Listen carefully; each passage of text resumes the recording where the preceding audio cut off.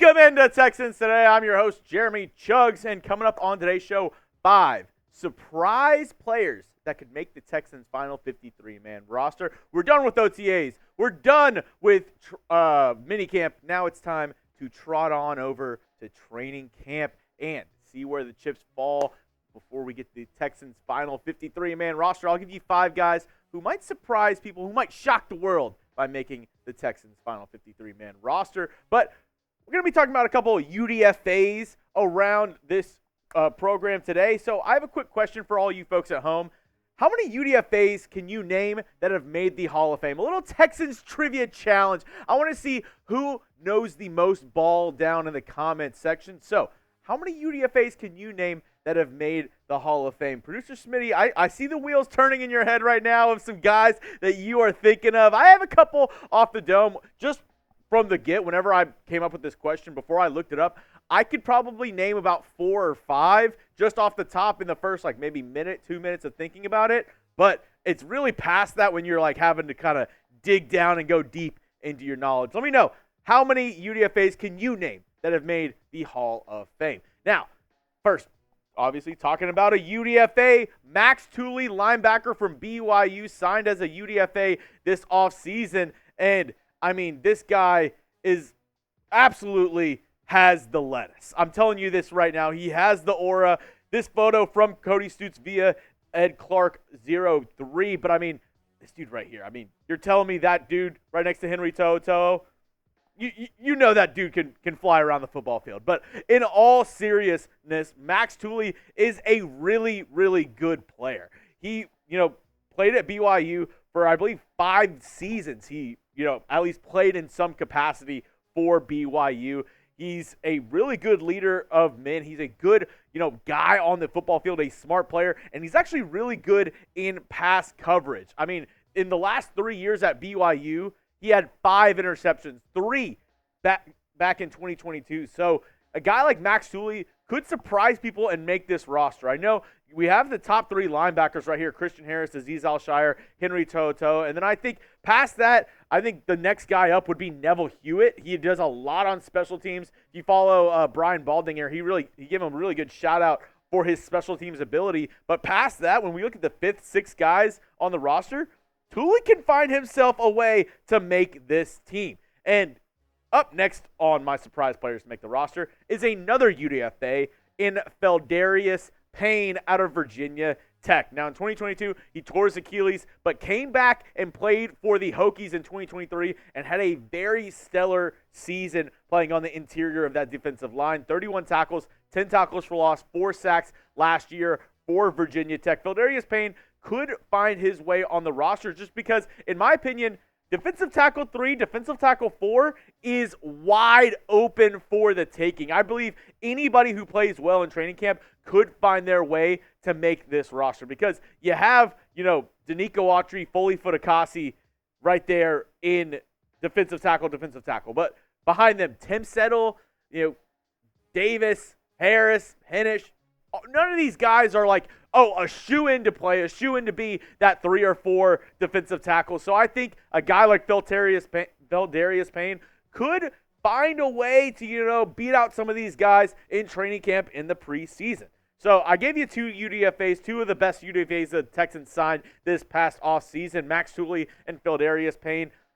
Who do you think has a better chance to make the roster, though? Do you think it's Max Tooley, type MT, or Pheldarius Payne? You can type PP down in the comments section. Let me know what you think. Who do you think has the better chance? I think Tooley might be the better player, but because of the defensive tackle position, I think Payne might have a little bit better of a shot. Both these guys UDFA, so obviously a uphill battle to even make this roster, but I think Payne possibly could find a way if he outplays some of these other defensive tackles.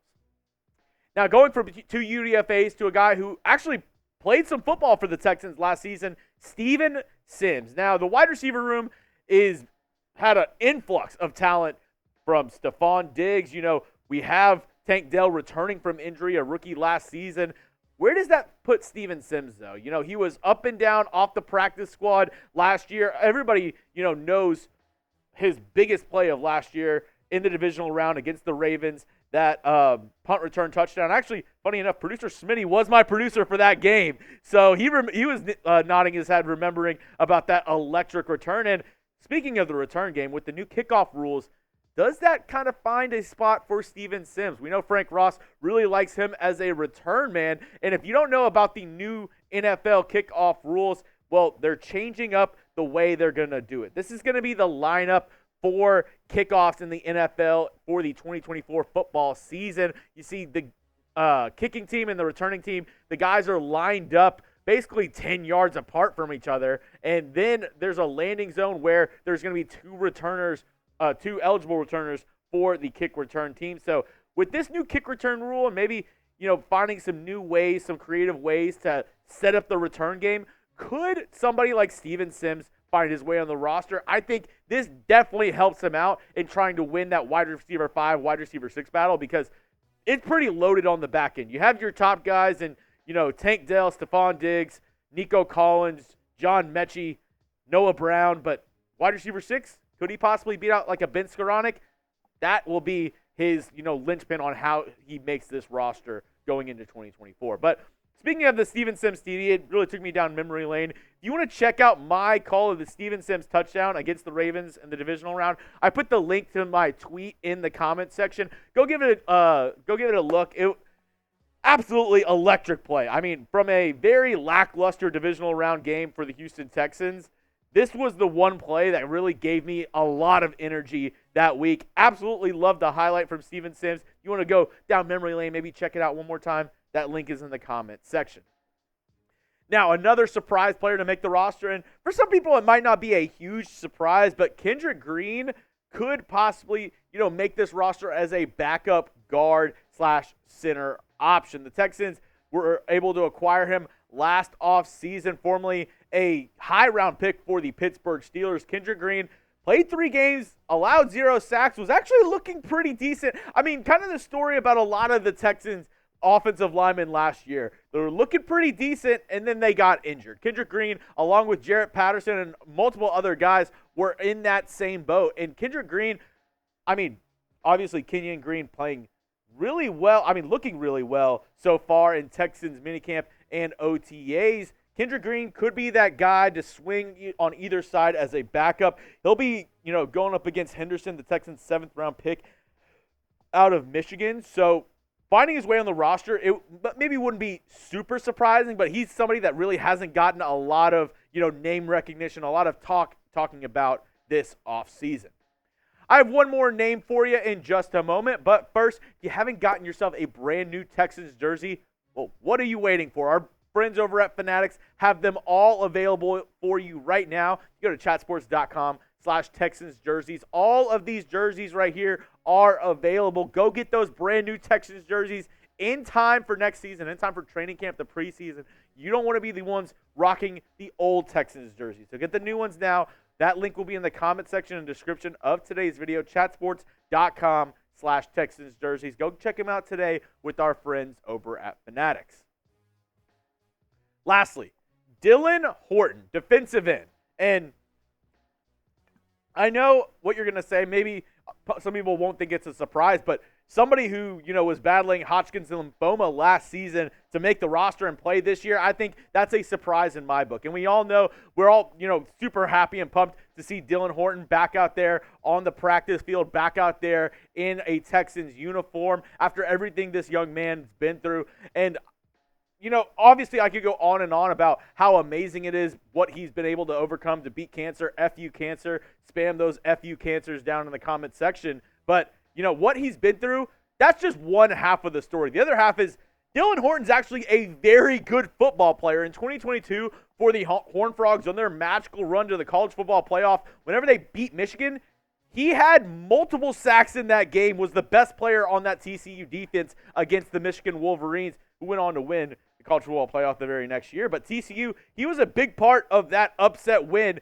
for the Horned Frogs. In that season, he had 52 tackles, 15 tackles for loss, 10.5 sacks, and 4 pass breakups. We're all rooting for Horton to succeed. I think that goes without saying. Like, Horton him making this roster, if he's able to make the final 53 and make an impact on this team, and like that first sack at NRG Stadium when Horton is able to get it, the whole stadium is going to absolutely erupt. So I really hope that Horton is able to get back from this, is able to make the roster this season. I don't know about his conditioning, how he's able to, be ready, with his stamina and everything, getting back into game shape. But if he's able to do that, if he's able to make this rotation of edge rushers for this Texans defense, it would make a lot of Texans fans really happy, and they would be very happy for this young man if he was able to do something like that.